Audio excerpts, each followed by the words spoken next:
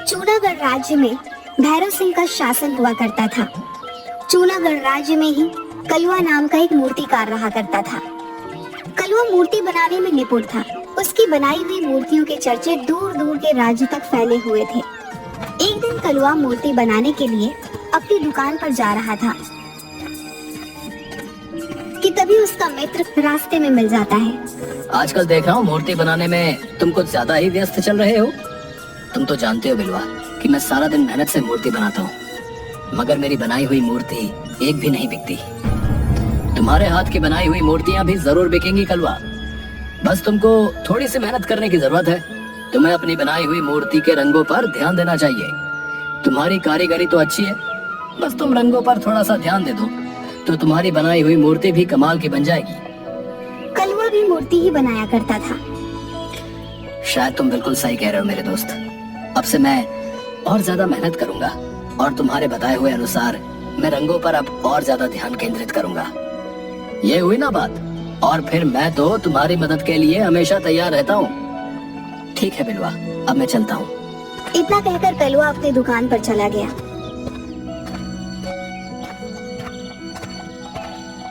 कई महीने ऐसे ही बीत गए। एक दिन वहाँ पर भैरव सिंह के सैनिक कलवा की दुकान पर आकर रुक जाते हैं। एक सैनिक कलवा की ओर देखकर बोला, क्या तुम्हारा ही नाम कलवा है? जी मेरा ही नाम कलवा है।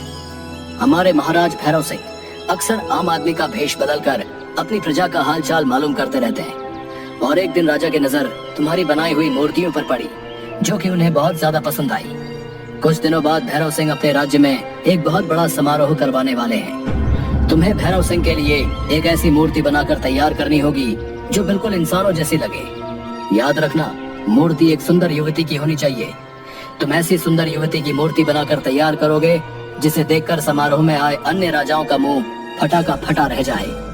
ये चूनागढ़ के राज्य की साख का सवाल है। लेकिन भैरव सिंह समारोह में मूर्ति क्यों लगवाना चाहते हैं? उस समारोह में निशानेबाजी का कार्यक्रम भी होगा।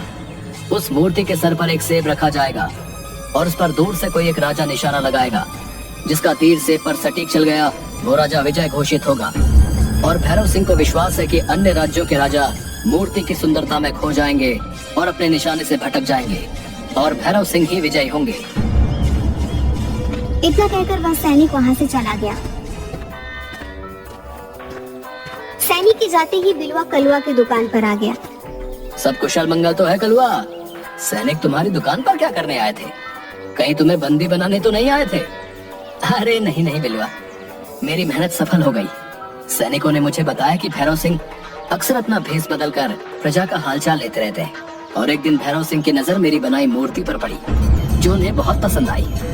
भैरव सिंह महल में एक समारोह करवाने वाले हैं और उन्होंने उस महल के लिए एक सुंदर युवती की मूर्ति बनाने का आदेश मुझे ही दिया है। बिलवा लगता है अब मेरे दिन बदलने वाले हैं। ये तो तुमने बिल्कुल सही कहा कलवा। मगर अंदर ही अंदर बिलवा कलवा की सफलता देखकर जल भूल रहा था। कलवा उस दिन के बाद पूरी मेहनत और लगन से मूर्ति बनाने के कार्य में लग गया। वह रात रात भर जाकर काम करता रहता था। कुछ ही दिनों में कलवा ने एक बहुत सुंदर दिखने वाली युवती की मूर्ति तैयार करके खड़ी कर दी। वाह कलवा, तुमने तो बिल्कुल असली युवती जैसी मूर्ति बनाकर तैयार कर दी। इसे तो देखकर कोई भी इंसान धोखा खा सकता है। ये मूर्ति तुम्हें तो पसंद आई है बिलवा, लेकिन ये भैरव सिंह को भी पसंद आनी चाहिए। अगर उन्हें ये मूर्ति पसंद आ गई तब मैं अपनी कारीगरी को सफल मानूंगा। बिलवा, सैनिक इस मूर्ति को लेने के लिए आएंगे और वो मुझे भी राजमहल ले जाएंगे। क्या तब तक के लिए तुम इस मूर्ति को अपनी दुकान पर रख सकते हो? आजकल राज्य में चोर बहुत घूम रहे हैं और मुझे सबसे ज्यादा विश्वास तुम पर है। बिलवा ने वह मूर्ति अपने दुकान पर ले जाकर रख दी।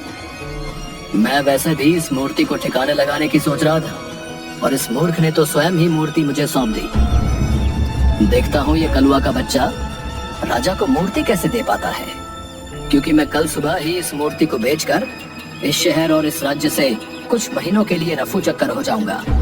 मूर्ति तैयार न पाकर राजा कलवा को वैसे भी नहीं छोड़ेगा। मेरे दोनों हाथों में तो लड्डू ही लड्डू है।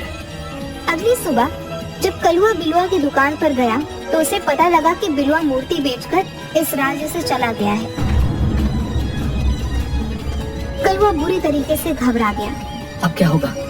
राजा के सैनिक जब मूर्ति लेने आएंगे, अगर उन्हें मूर्ति तैयार नहीं मिली तो राजा बुरी तरह से क्रोधित हो जाएंगे और मैं इतनी जल्दी मूर्ति भी तैयार नहीं कर सकता। मैं एक काम करता हूँ, इस राज्य से भाग जाता हूँ, नहीं तो राजा मुझे मार डालेगा। कलवा घबराता हुआ सीधा जंगलों के रास्ते दूसरे राज्य की ओर भागने लगा। तभी उसके कानों में बहुत से सैनिकों के घोड़े के टापों की आवाजें टकराई। कलवा के दौड़ते हुए कदम अचानक रुक गए। ये तो सैनिकों के घोड़े की आवाज है। कहीं ऐसा तो नहीं कि सैनिक मेरे पीछे मेरी दुकान पर सुबह ही आ गए हों और वो मेरे पीछे लग गए हों। हे ईश्वर, अब क्या होगा? कलवा एक घने पेड़ के पीछे छुप गया। कुछ ही देर बाद बहुत से सैनिक वहां से निकलते हुए चले गए। कलवा वहां से जाने ही वाला था कि तभी उसके कानों में किसी स्त्री के कराहने का स्वर टकराया। कलवा ने देखा कि एक युवती घायल अवस्था में पेड़ के नीचे लेटी हुई थी। कलवा दौड़ता हुआ उस घायल युवती के पास पहुंच गया। कौन हो तुम? ये मैं तुम्हें नहीं बता सकती कि मैं कौन हूँ। मैं बस तुम्हें इतना बताना चाहती हूँ कि तुम इसकी रक्षा करना, इसे अपने घर ले जाओ। इसे किसी भी तरह से राजा के हाथ मत लगने देना, नहीं तो अनर्थ हो जाएगा। तुम किसकी रक्षा की बात कर रही हो? यहाँ तो मेरे और तुम्हारे अलावा कोई भी नहीं है। घायल युवती ने एक पेड़ की तरफ इशारा करके कहा, मैं उस मूर्ति की बात कर रही हूँ। कलवा ने जैसे ही देखा कि उसकी आंखों के सामने एक बेहद सुंदर युवती काले वस्त्र पहनी खड़ी हुई थी। वो तो इंसान है, कोई मूर्ति नहीं। नहीं, ये मूर्ति है। तुम जल्दी से इसे अपने घर ले जाओ।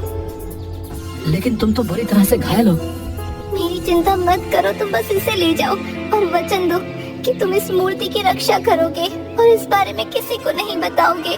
ठीक है, मैं आपको वचन देता हूँ कि मैं इस मूर्ति की रक्षा करूँगा। कलवा ने इतना कहा ही था कि वह स्त्री बेहोश हो गई। कलवा उस मूर्ति को लेकर घर चला गया। आज रात इस मूर्ति को अपने घर पर ही रख लेता हूँ। सुबह होते ही इस मूर्ति को लेकर इस राज्य को छोड़कर चला जाऊंगा। कलवा ने इतना कहा ही था कि तभी उसके कानों में किसी स्त्री का मधुर स्वर टकराया। तुम्हें भागने की कोई जरूरत नहीं है, भागना कायरता होती है। स्त्री का मधुर स्वर सुनकर कलवा चौंक कर इधर उधर देखने लगा। एक बार को मुझे ऐसा लगा जैसे कि इस मूर्ति ने मुझसे बात की हो। लगता है मैं भी पागल हो गया हूँ। भला मूर्ति क्या बात करती है? कलवा उस मूर्ति को निहारते हुए सो गया। अगली सुबह कलवा उस मूर्ति को देखकर बोला, तुम तो बिल्कुल इंसान जैसी मालूम पड़ती हो। मेरी आयु 24 वर्ष की हो चुकी है, मगर मुझे अभी तक विवाह के लिए कोई भी स्त्री पसंद नहीं आई। अगर तुम इंसान होती तो मैं तुमसे ही विवाह करता। सच तो यह है कि पहली ही नजर में मुझे तुम्हें देखकर प्रेम हो गया है। मुझे भी तुमसे प्रेम हो गया है। अरे, फिर से उसी स्त्री का स्वर। लेकिन मेरे अलावा तो यहाँ पर और कोई मौजूद नहीं है। तभी कलवा का दरवाजा कोई जोर जोर से पीटने लगा। कलवा ने जैसे ही दरवाजा खोला तो बाहर खड़ा बिलवा तुरंत घर के अंदर घुस आया और उस मूर्ति को हैरत भरी नजरों से देखने लगा। तुम यहाँ पर क्यों आए हो बिलवा? मैंने तुम पर कितना विश्वास करके अपनी मूर्ति तुम्हें सौंपी थी और तुमने चंद पैसों के लालच में आकर उसे बेच दिया। हाँ, क्योंकि मैं तुझसे ज्यादा बेहतर मूर्ति बनाना जानता हूँ। मगर इसके बावजूद भैरव सिंह ने मूर्ति बनाने के लिए तुझे चुना। अब यहाँ क्या करने आए हो? जब मैं इस राज्य को छोड़कर जा रहा था तब मैंने तुम्हें इस मूर्ति को ले जाते हुए देखा। इतनी सुंदर मूर्ति को तुम नहीं बना सकते। बताओ, ये मूर्ति किसकी चुरा कर लेकर आए हो तुम? चोर को चोरी नजर आता है और मैं तुम्हारी तरह चोर नहीं हूँ। सीधी तरह से यहाँ से दफा हो जाओ। दफा तो मैं हो जाऊंगा कलवा, लेकिन इस मूर्ति को ले जाकर। ये मूर्ति मेरी नहीं है बिलवा, इसलिए मैं इसे तुम्हें नहीं ले जाने दे सकता। मैं जानता हूँ ये मूर्ति तुम्हारी नहीं है। सीधी तरह से ये मूर्ति मुझे दे दो कलवा, नहीं तो मैं सैनिकों को ये बताऊंगा कि तुमने लालच में आकर राजा के साथ विश्वासघात किया है। इतना कहकर बिलवा मूर्ति की तरफ जैसे ही गया, अचानक से उस मूर्ति की आंखों से रंग बिरंगी किरणें निकली और देखते ही देखते बिलवा के शरीर में आग लग गई और वो वहीं पर मर गया। यह देखकर कलवा के हाथ पैर फूल गए तभी कलवा का दरवाजा कोई पीटने लगा। कलवा ने जैसे ही दरवाजा खोला तो सामने राजा के सैनिक खड़े थे। क्या तुमने मूर्ति बना दी कलवा? कल समारोह प्रारंभ होने वाला है, तुम्हें इसी समय वो मूर्ति हमारे साथ राजमहल लेकर चलनी है। मैं क्षमा चाहता हूँ, राजा के आदेश पर मैंने एक सुंदर युवती की मूर्ति बनाकर तैयार की तो थी, लेकिन बिलवा उसे बेचकर भाग गया। झूठ बोलते हो तुम। तुम्हारी दुकान पर गया, तुम्हारे दोस्त बिलवा ने बताया कि तुमने उस सुंदर मूर्ति को लालच में आकर किसी दूसरे राज्य में बेच दिया। तुम्हें इसका दंड मिलेगा। और तुमने अपने दोस्त बिलवा को ही मार डाला। बिलवा झूठ बोल रहा था और मैंने बिलवा को नहीं मारा। लेकिन सच तो तुम भी नहीं बोल रहे कलवा। मूर्ति तो मेरे सामने खड़ी है। मैं इस मूर्ति को आप लोगों को नहीं ले जाने दूंगा। ये मूर्ति मेरी बनाई हुई नहीं है, किसी की भी बनाई हुई हो, इससे क्या फर्क पड़ता है। फिलहाल तो ये राजमहल की शोभा बनेगी। अगर ये मूर्ति तुमने नहीं बनाई कलवा, तो मेरा दावा है कि इतनी सुंदर मूर्ति तुम भी नहीं बना सकते थे। मैं इस मूर्ति को आपको नहीं ले जाने दूंगा। तुम्हारा दिमाग तो ठीक है कलवा। कल समारोह शुरू होने वाला है, राजा को अपमानित करवाओगे क्या? इतना बोलकर उसने मूर्ति को उठाने का आदेश दिया, मगर कलवा जिद पर अड़ गया। गिरफ्तार कर लो इस कलवा को। इसने 2 अपराध किए हैं। एक तो भैरव सिंह के लिए बनाई हुई मूर्ति लालच में आकर बेच दी, और दूसरा अपराध इसने अपने ही दोस्त को जान से मारकर किया। सैनिकों ने कलवा को भी गिरफ्तार कर लिया। वह कलवा और उस मूर्ति को राजमहल के अंदर लेकर चले गए। मूर्ति को देखकर राजा का मुंह हैरत से फटा का फटा रह गया। भैरव सिंह सैनिक से बोला, तुमने कलवा को गिरफ्तार करके क्यों रखा हुआ है? इसने तो बहुत सुंदर मूर्ति बनाई है। इसका दावा है कि ये मूर्ति इसने नहीं बनाई, और ये इस मूर्ति को देने में आनाकानी कर रहा था, और इसने मित्र को भी जान से मार दिया। मैंने अपने दोस्त की जान नहीं ली। राजा के कहने पर सैनिक ने उसके हाथ से रस्सियां खोल दी और उसे आजाद कर दिया। तुम इस मूर्ति को देने में आनाकानी क्यों कर रहे थे कलवा? क्या तुम्हें अपने राज्य पर विश्वास नहीं है? क्या तुम्हें ऐसा लगता है कि मैं तुम्हें इसकी कीमत नहीं दूंगा? मैं तुम्हें इस मूर्ति के बदले इतना सोना दूंगा कि तुम्हारी 7 पुश्तें बैठकर खाएंगी। मुझे कभी धन का लालच नहीं रहा महाराज, लेकिन ये मूर्ति मेरी नहीं, किसी की अमानत है, और मैंने उसे वचन दिया है कि इस मूर्ति की मैं रक्षा करूंगा। रक्षा इंसानों की जाती है कलवा, मूर्ति की नहीं, और तुम्हें अपने दोस्त की हत्या करने के जुर्म में दंड मिलेगा। तभी राजा का एक घायल सैनिक दौड़ता हुआ राजा के पास आकर बोला, महाराज, राजमहल पर पड़ोसी राज्य के राजा चंद्र सिंह ने आक्रमण कर दिया है और सारे राज्य पर कब्जा भी कर लिया है। कुछ ही क्षणों में वो आपके पास पहुंचता होगा। इतना कहकर वह सैनिक वहीं पर बेहोश हो गया। तभी वहां पर राजा चंद्र सिंह अपने सैनिकों के साथ आकर बोले, अपने आप को मेरे हवाले कर दो भैरव सिंह, तुम्हारी सेना हार चुकी है। ये गलत है चंद्र सिंह, तुमने पीठ पीछे और धोखे से वार किया है। इसे युद्ध नहीं कहते, बल्कि धोखा कहते हैं। जो भी हो, परंतु जीत मेरी हुई है। अब से चुनागढ़ राज्य मेरा हुआ।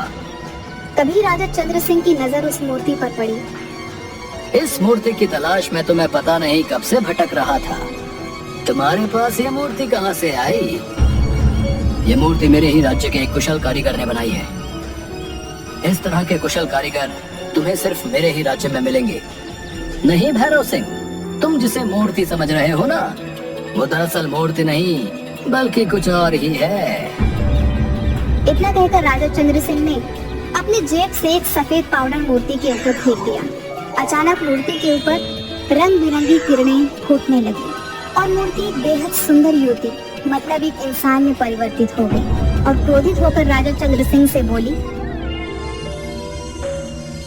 ये तुमने अच्छा नहीं किया राजा चंद्र सिंह। जब तुम मेरे राज्य को जीत नहीं पाए, तब तुमने कपटी साधु की तंत्र क्रिया से मुझे एक मूर्ति में परिवर्तित कर दिया। कौन हो तुम? मैं रायगढ़ रियासत राज्य की राजकुमारी विभा हूँ। हाँ, और अब मैं इस राजकुमारी से विवाह करके सुंदर नगर पर भी कब्जा कर लूंगा।